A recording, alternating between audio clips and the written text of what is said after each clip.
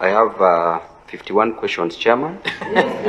Honorable Babu Owino, please, because you are a scholar, just turn those questions into two. Thank you, Chairman. In the interest of time, then I will only ask 7, which is a number of completion or perfection. And you did say that that revolution led to destruction of food crops. Is there any maize that any Gen Z stepped on, Bwana PS? Number 2, Bwana PS, you talked about the inflation rate, which has declined to 4.1. Yet, when you look at the circumstances in the agricultural field and the pharmaceuticals, you are moving from zero rated to tax exemption at the input level. Don't you think that you're going to increase inflation further because the consumer or the retailer is going to bear these costs when the cost of food substance or the pharmaceuticals products are going to increase? Don't you think that this is going to lead to high cost of living and burdening Kenyans further, now that high cost of living is an issue of concern, the first issue of concern to Kenyans? Number 3, you did project your revenue for the financial year 25-26 in the current budget to be approximately around 3.3 trillion, yet the highest that you've ever collected, is around 2.4 trillion.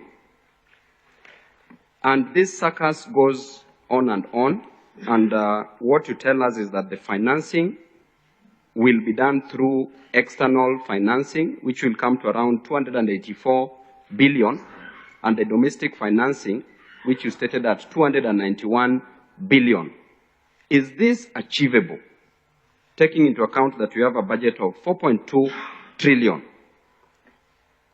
Number 4, you talked about HELB, and you know that it is an emotive issue with our comrades at different universities, taking into account of the new funding model, which should not be implemented because we'll be going against the court orders. You are not prioritizing HELB. You are not treating it as a matter which is both important and urgent, because you are putting it like we may consider it. Can we consider HELB? Because you know very well as an economist the role of education in economic development. Literally in everything, education applies. Then number 5, the UHC workers, universal healthcare workers, they've been demonstrating on a daily basis. And we have leadership in this country. And you are the source, you are the owner of the money at Treasury.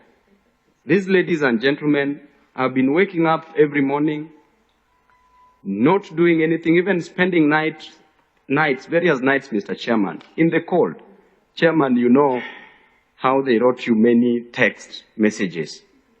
Can we consider a budget for the universal health care workers so that they can be employed on a permanent and pensionable basis, and also work on their gratuity, so that we can help these young men and women in this country?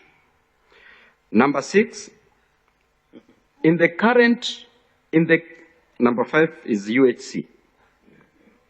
Number 6, in the current finance bill, is there anything, any tax that is going to be increased on any good or service?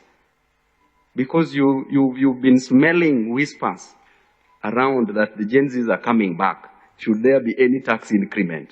So let us not increase, let us not suffocate Kenyans. Lastly, Chairman, I said 7 and we agreed. So the last one I would have finished. The last one on KRA, Chairman.